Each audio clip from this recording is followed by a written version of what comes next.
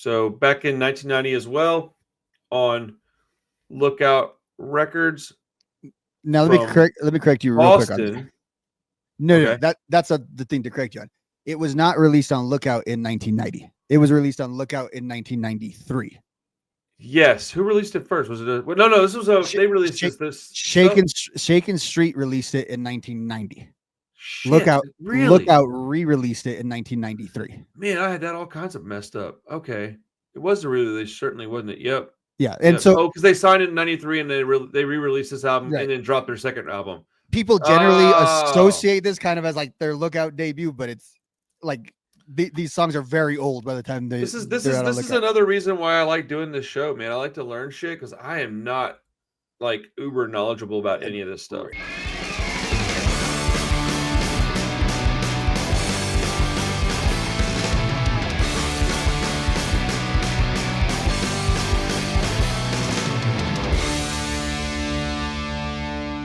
And right now, Spotify has both versions. I guess so. Last year they released so I think Ben Weasel remastered the one that's on Lookout was remastered by Ben Weasel.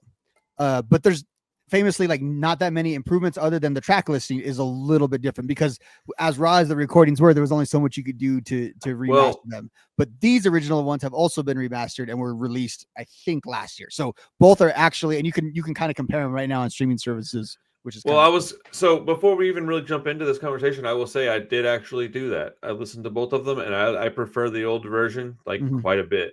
I don't know what they did to the newer version, but it doesn't sound good to me.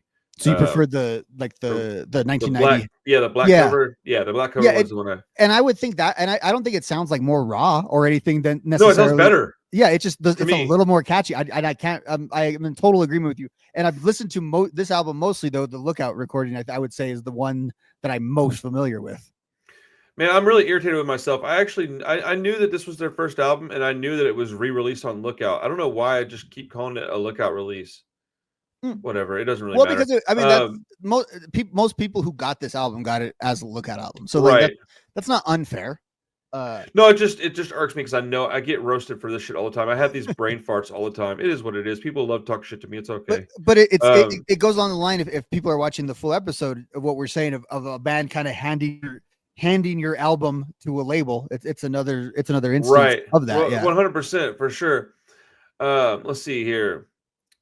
So this label did crumble. It crumbled, and they, I guess, didn't press or didn't pay for all the copies. So there was only 160 copies of the first pressing floating around. Boy, I bet that's expensive. I think one of the band members actually has some of them. Like Joe, I would imagine is the one who's got them. I don't think it's Joe. I think it's another band member that really? or it's like, yeah, I think another band member actually has. Well, I know that they did like photocopy covers for the first pressing of it or something. Like that's what I heard. I don't know, man. I don't know all the details on it. I talked to Joe once. He was super nice. Mm-hmm. I think the Queers get a lot of pushback that's unwarranted. Yeah, so this is their debut album. Okay, it's 12 songs. It's like 34 minutes, maybe 35. I think it's somewhere in that neighborhood. But apparently this was recorded over the course of a couple of years as well.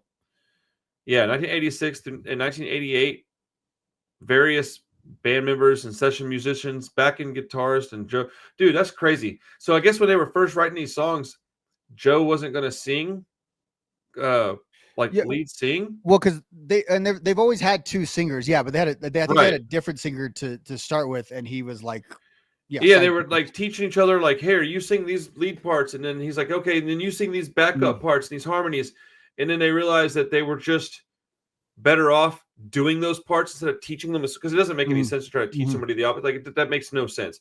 But I think it's cool that is even kind of how it went down. I hear a lot of times in bands that the singer wasn't supposed to be the singer. That's very common. I mean, the Ramones, we're talking about. Joey was the drummer when they started. Dude, the Ramones. I think Metallica wasn't supposed to be James wasn't supposed to be the singer of Metallica. It's just crazy that that's a very common trope amongst bands, like iconic frontmen too. That right. We're talking about like Joey Ramone and James Hetfield. Like it doesn't get any bigger in their genre. Really doesn't. Two guys. It And really doesn't. you know, it also goes to show how like cool rock music is, that it just brings out like weird people and unconventional people that suddenly end up as, you know, people as frontman, or as, you know, it's weird art form in that way. Right. So, okay, the Queers are a band that I one of the first like punk rock hoodies I ever had was a Queers hoodie. And for that reason, I was attached to them because I thought like, man, this is a cool hoodie. And I listened to their music based on that. If I'm honest, that was my reasoning behind getting into them. Some of their music was on some of those old mixtapes, but like I got this hoodie and I thought, well, I can't be rocking this hoodie if I don't know what the hell I'm talking about. So Yeah. I listened to some of their music and I guess got attached to them through that. I think I think people are oftentimes trying to like romanticize and glamorize like how they got interested in a band. No, I just had a hoodie that I think it was given to me. And I was like, cool, this is a cool hoodie. I guess I should go listen to this band's music now since I have their clothing. And I went and listened to it. I enjoyed it. And I just kind of was like, yeah, it's super snotty, tongue in cheek, real like bratty and real immature. Like, I think this has so much to do with like this and the Descendants. I have to fold about the Descendants thing with Blink 182. But like that kind of songwriting and lyric writing is where Blink was probably inspired the most because, bro, I can tell you, if you listen to the early Queer stuff and then you listen to early Blink stuff, you're like, oh, if these dudes weren't fans of that band, like, please explain to me how that didn't happen. Because I mean, I think that Felix the Cat logo is in like 4 of their videos, so I'm pretty sure is it? yeah, like I don't really watch music videos, so I don't know. They were always like wearing their stuff, and I could, that could be a Mandela effect thing, but that's I associate that logo with like those guys wearing that stuff, and it may just be because the point that you're making. Somebody was just talking about Mandela effects in the stream the other night because they were like, no, this album's got this song on it, and they were like trying so hard to remember this song, and then I kept telling them like, it was a Cox Bar song. It was Andrew. Shout out Andrew. What's up, dog? He kept going, no, I'm pretty sure it's this song, and then he was like, he literally said it. He's like, man, I think maybe I'm having a Mandela effect. I'm looking all over the place. I can't find that damn song, and I wasn't sure what he was talking about. So I was like, what song? Because I know a fair bit about Cox Bar's song titles, and I was like, I don't think that's a song by them. And it was funny. It was just, that happens a lot when you talk about music. Yeah. I'm like a because it could be like the guy's wearing a Thrasher skateboarder shirt, and maybe I'm just convinced. I'm confusing that with, because my first memory of the Queers is their imagery, is the cat logo and like the Chuck Taylors. Oh, like that was my first ever like exposure to them, and because of their name, I assumed when I was younger they were a much older band. They just kind of sound like the Germs, or a band like the Queers sounds like it comes out of the 80s, right? And then and then in my mind I thought they were going to be like the most hardcore punk band of all time with all of that in mind, and then you hear what they actually sound like, and it just really it always had thrown me off. That definitely got that. I definitely thought they were going to be a more heavy band when I first heard them, based solely on their name, because I was like, interesting, like oh shit. When you think the Queers, you definitely think it's either going to be honestly a queer band or something incredibly heavy, because you got to have some brass balls to name your band that. And I mean, even when I talked to Joe about it, he told me the only reason they called their band that was to get under people's skin, which I think is quite hilarious. Yeah, and that was the other association I think people had with them for a while, that they would be like queercore, right? Like Pansy Division and some of those bands, and they're not that they're not that either. I think there's a whole resurgence of like queer hardcore right now, man. Shout out to there? Grudge Packer, dude. That band's awesome, dude. What a great name, Grudge Packer. Oh, dude. Yeah, it's doesn't get any more punk than that. That's great, dude.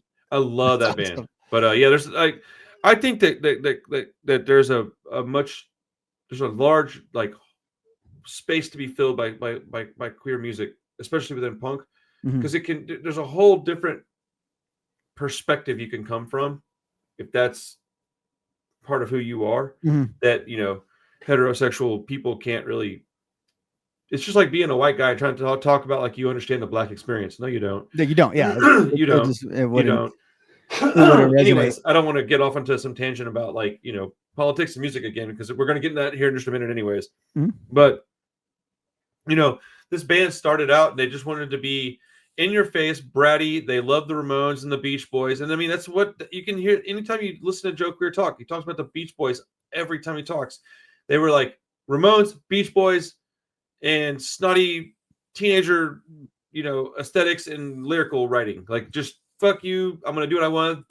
Fart noises, dick jokes, and I mean, like, that is the Queers. Like, that is who they are to the core. I think with all the stuff going on in music right now, specifically, my boy Andrew was mentioning the Queers lyrical content. Now, I went back. There's a couple of songs that I was like, I don't know about this, but I think a lot of what they're saying is very tongue in cheek, and I think a lot of it is said strictly to get under people's skin and get on people's nerves. And I think that if we're going to judge bands on their lyrical content, I think that might need to go in tandem with their behavior. And I don't know. I don't know. I don't know a lot about the Queers' personal life. So I mean, were they doing stupid shit back then? Like, I don't know. I don't recall hearing that. Their reputation was more drinking and drugs than so that's more than what I was.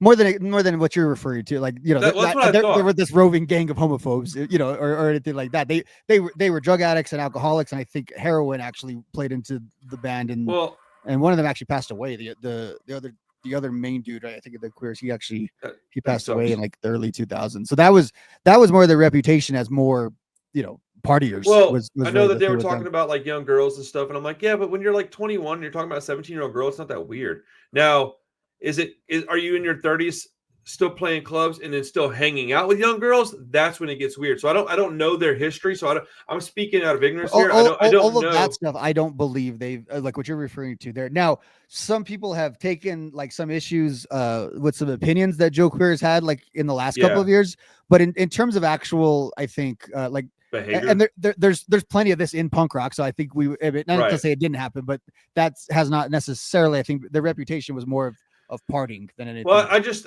think that a lot of times my point is that when you look at bands that are misbehaving and you're like, yeah, well, I mean, even the Queers talk about it all the time. It's like, yeah, but talking silly shit and saying things that might be crude, might be a little bit like, gross, but it wasn't that gross and cringy when it was made.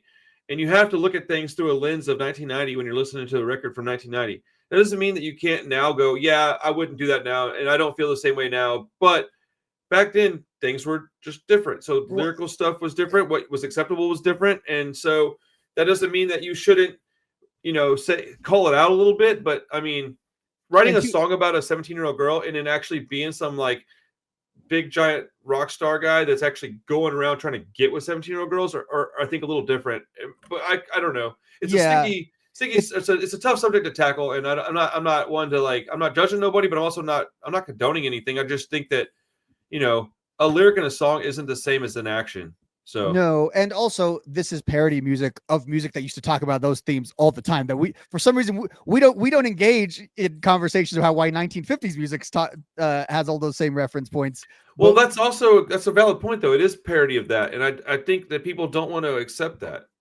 Also, though, like even the Queers themselves. And Andrew, I'm not talking about you. I'm just you sparked this thought in my head.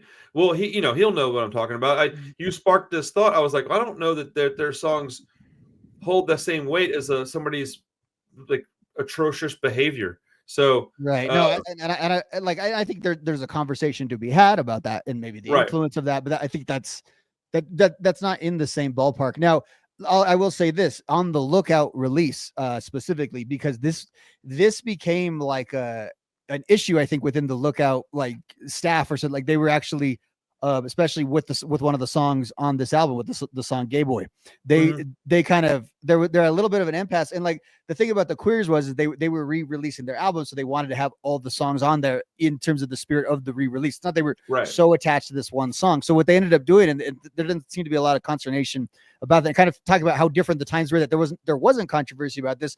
They simply added a disclaimer to the notes of the Lookout release. And it's funny because there's lots of offensive music that the Queers put out throughout the years, but for whatever reason, for this one, they put that out in terms what of does it say? It just says that like we don't align with this song or whatever. We think it's something like something about some our songs are somewhat parody and humor, and that just kind of like a disclaimer, kind of the things you were saying basically. Well, they have every right to put that out there, and I think that people should be a little less.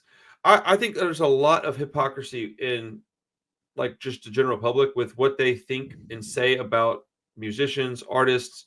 And I'm not, again, excusing any behavior, but I am saying if you're a label that's buying a catalog and there's a song on an album that you don't necessarily like, you should be able to put in the liner notes like, hey, we just are re-releasing this album, but this song, we get it. We don't, you don't have to remove the song from the album. I think that that's a wild ass expectation, personally. But I think that if you don't like the song, you should not buy it. You know, you have every right in the world to not listen to it, don't support it, and don't champion it. But to remove the song that I think is mostly done tongue in cheek and in jest, because I listened to that song today like 3 times trying to decide what I thought about it.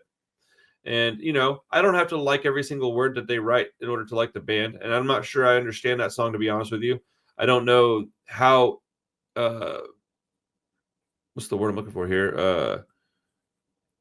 You know, caricature. Like earnest, maybe it's supposed Yeah, to be. I don't, you know, was that song? I didn't necessarily hear anything that I thought was necessarily super bad about it either, though. It was like telling a story more or less, but I can see how some people might get super defensive by that song. So Yeah, I think that song is very much open to interpretation. Like I think that's the problem I was having with it, is that there wasn't anything set in stone. And I was like, I don't know how to feel about this. There's not, because I understand it, there's one specific line in the song where you can understand how it's a pretty distasteful song. The rest of it, though, has what a lot of like, and there's plenty of homophobic punk, but when punk generally would deal with this stuff is just these things in society that, especially at the time, 1990, that we do not talk about. And so it's bringing those things to the forefront. I think people on all sides of the arguments kind of misunderstand that part of like so the things that like the Queers are saying in 1990 are offensive today because they're not shocking. It's because like, and so they are just pure in the case of, I would say, the Queers. I think what they were doing was purely loaded, purely shock value. And I think there is a difference between that and, say, like, you know, Screwdriver or something like that. That is, you know, the difference between making blatantly hateful music. And I don't think this was, I mean, this has some tones to it that simply just would not be used anymore. But that also, people change, times change, and behavior from the artist. Because I mean, I've talked to Joe a number of times and had him on the show. He doesn't strike me as the homophobic, hateful type. Now, is he a little bit opinionated and old-headed? Yeah, he's a little bit of an old head. He's a little opinionated. That doesn't mean he's hateful. You know what I'm saying? You don't have to like everything about somebody. I mean, anything frozen in time from another time is gonna stick out when it's in a contemporary. And people think you're being a snowflake, or that. No, that's just kind of like. But the thing is, it's sometimes we isolate one piece of media and claim like that was the problem with society. And it's like, no, watch any comedy movie from like 1990 to 2003. This is the humor that is in there. So it is not the cause. It may be a symptom of the culture that we were in, that was the way to be punk rock back then, to be offensive. Like, that's a conversation. Well, it's also a history lesson. It's a history lesson, man. If you erase everything that you did bad, you'll just repeat those mistakes over and over and over and over. If it's in your face and you can look at it, you won't behave that way. Well, maybe not everybody, but you know what I'm saying? Like, that's kind of a thing, man. If you ignore your mistakes, you are doomed to repeat them. Like, that's just facts. But I just don't think there's anything hateful about their music, and anybody that wants to say there is not listening to it and paying attention to it. They're certainly not talking to or hearing from the people involved with the music. It's more, I could say, I think it's more, you could argue it's distasteful more than hateful. Sure. Sure, but that's what they're aiming for. That's a distinction. Yeah, that is specifically their aim. They literally want to piss off people and then have a bunch of people that like pissing off people. Dude, it's like trolls, dude. They're basically trolling people.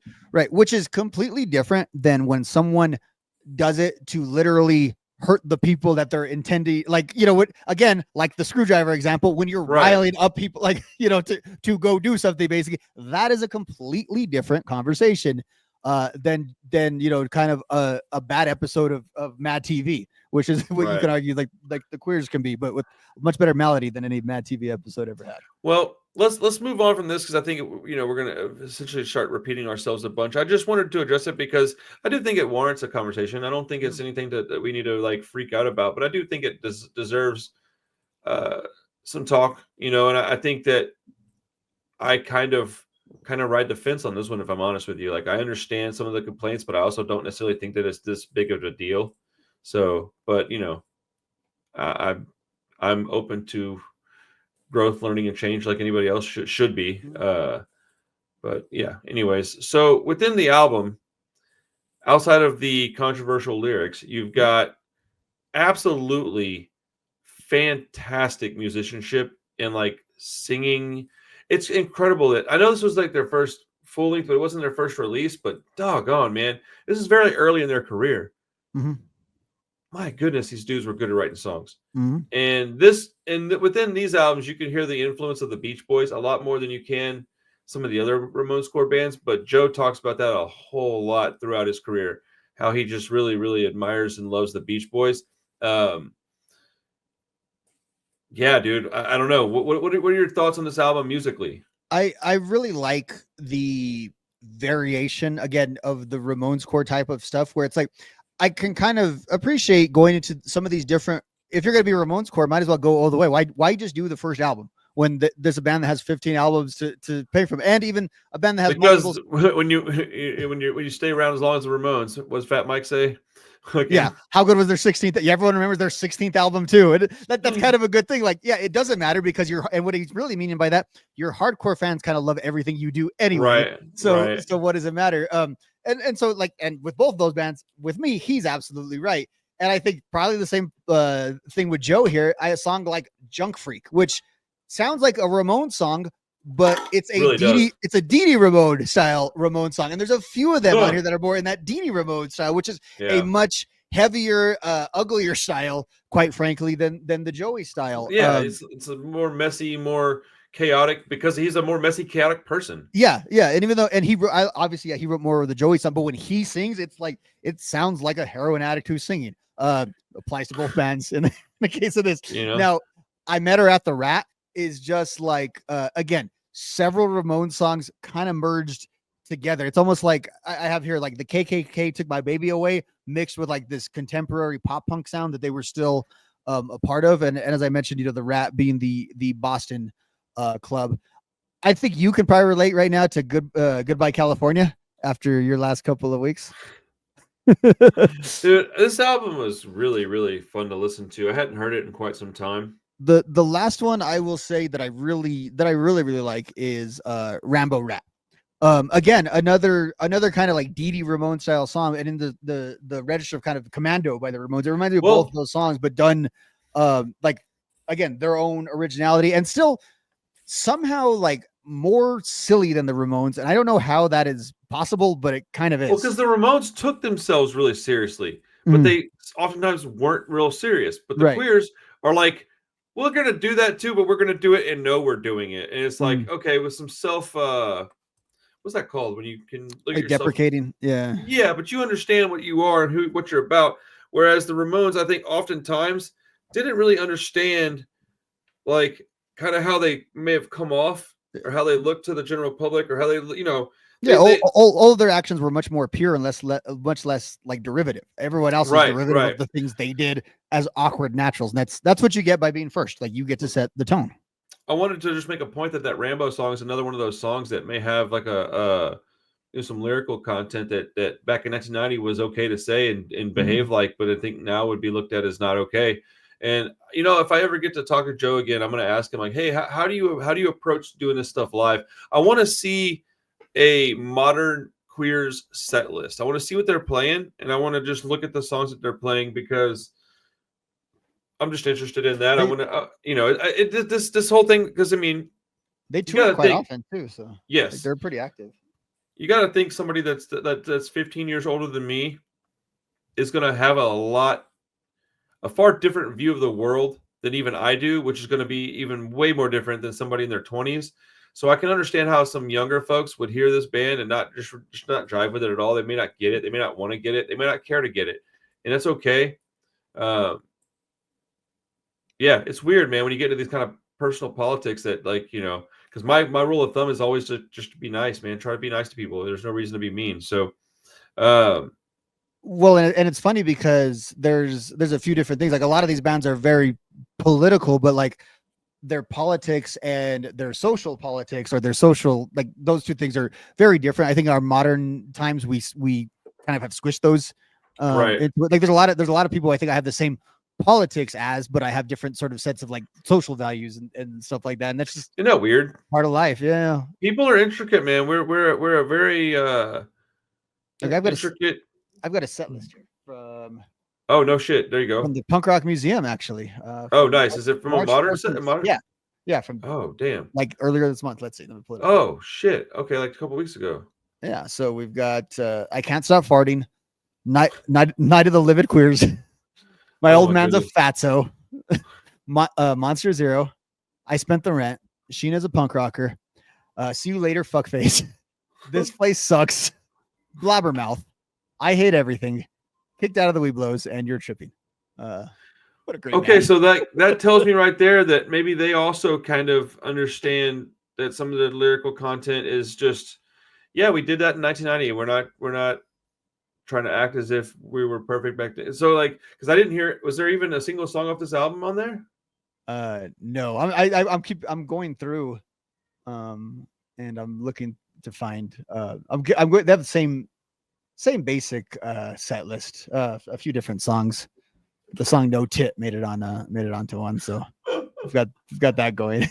I think people need to be a little more Right, reasonable with their anger is all, I guess. I don't know, man. There's so much gnarly shit going on right now. is Love Love Love on this album? It is, isn't it? Oh, It is, yeah. and Yeah. they played I Met Her at the Rat on March Oh, 3rd. nice. Okay, nice. Yeah, Love Love Love is one of the songs that I really enjoy off this album. Yeah. I also like Gay Boy. I think that it's a Rainbow Rat's a good song. Burger King Queen's a great song.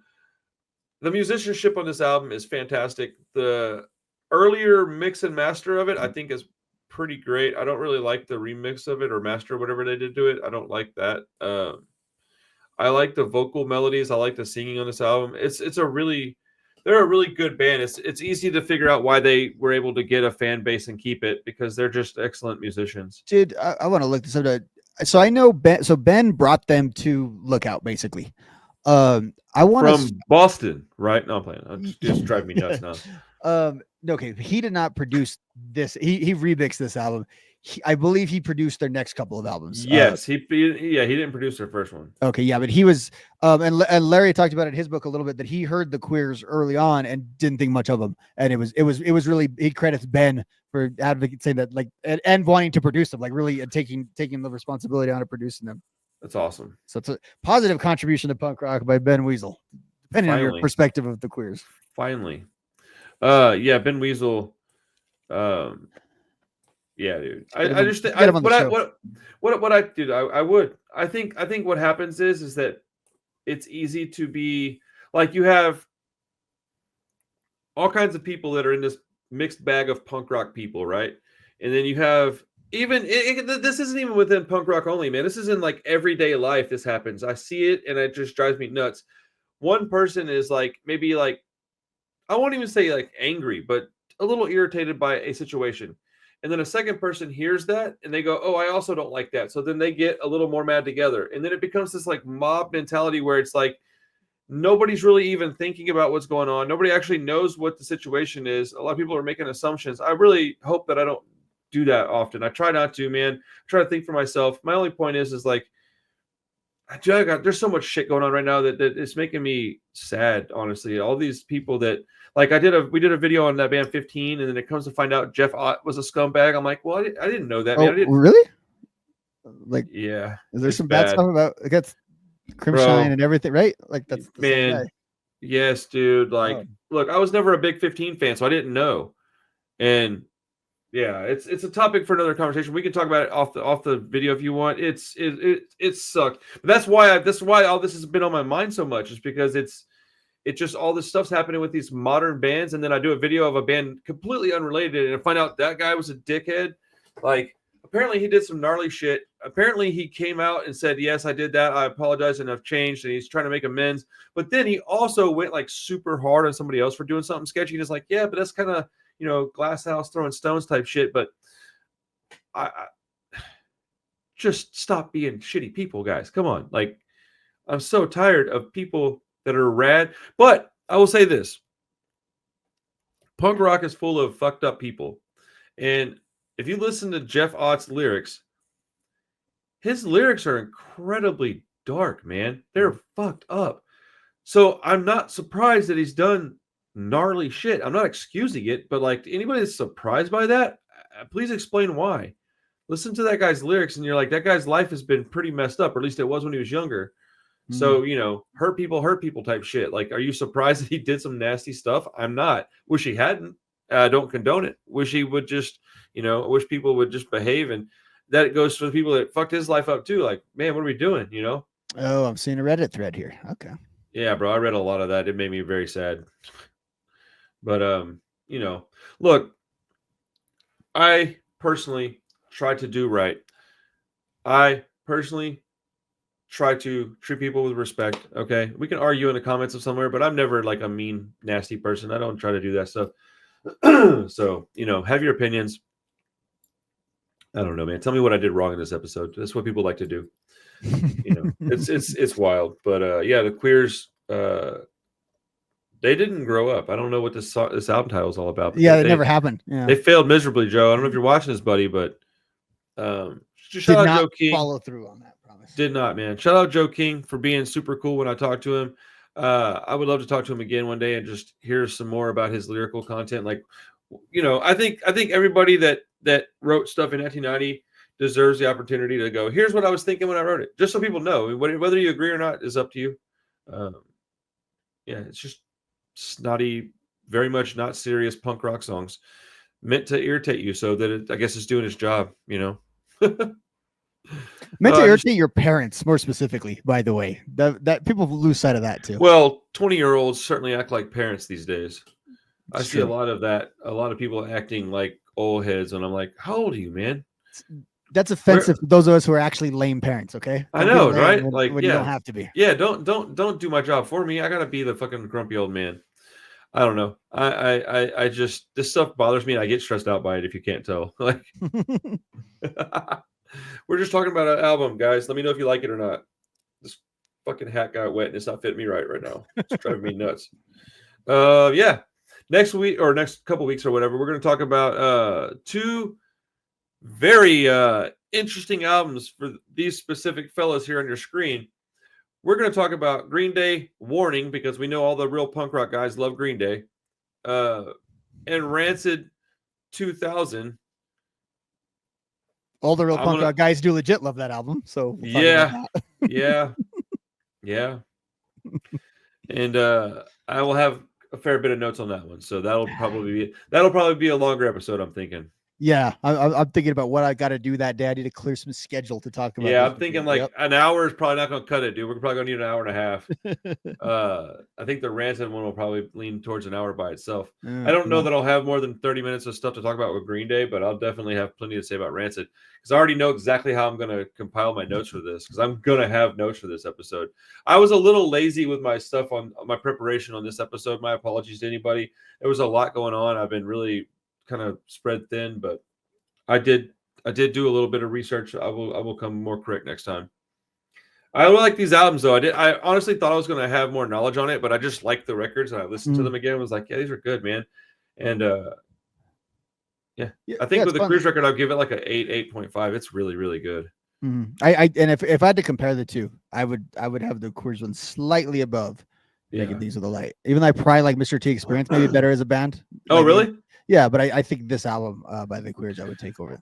Oh man, before we go, I got something to ask you. Some guy in the comments said that Masked Intruder and Teenage Bottle Rocket had more in common with Blink-182 and Sum 41 than they do Screeching Weasel and the Queers.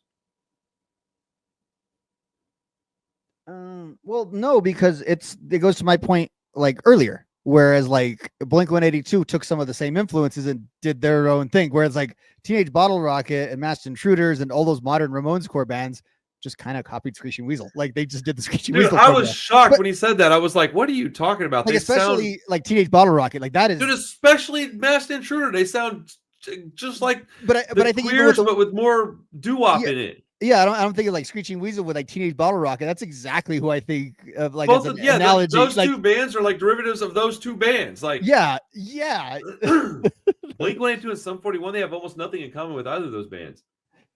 That's and yeah.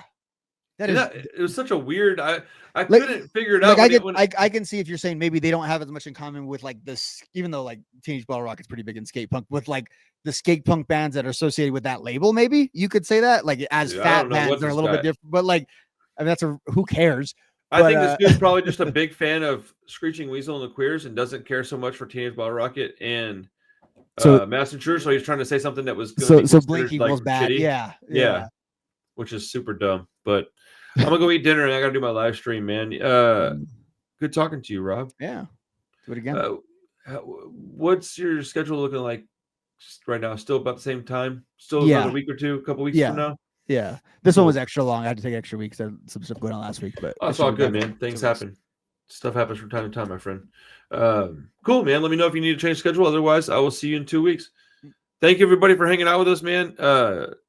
Yeah, don't hang up quite yet, Rob. We'll see everybody soon. If you have requests, all my Patreon members are going to be looked at first, obviously, but throw stuff in the comments. I'm looking for like just some ideas to spark some interest in my head. Maybe go, oh, I didn't think about that. Because that's the thing is sometimes I get like kind of bored of my own thoughts. I want to hear somebody else's thoughts. Obviously, Patreon members, if you have a recommendation, I will almost certainly just do it. So if you want to check out Patreon or the web store or anything like that, all of it's linked in the description. Thank you for hanging out with us. I appreciate your time, and I'll see you next time. Peace. What's up, guys? So we just partnered up with Dead and Buried Inc. out of LA. So if you have a band or a small business, maybe an event coming up and you need merch, hit these dudes up. There's a link in the description. If you mention that you got there via the Punk Rock Review, you'll get 10% off of your first order. But it's super high quality screen printing, embroidery. They do shirts, hats, hoodies, skateboards, bags, whatever you want printed, they can handle it, all right? They're also a small business, and they're part of the punk rock community. They're my friends. So this is a partnership that's very important to me. If you need merch, hit these dudes up, check them out. You won't be disappointed, all right? Back to the video.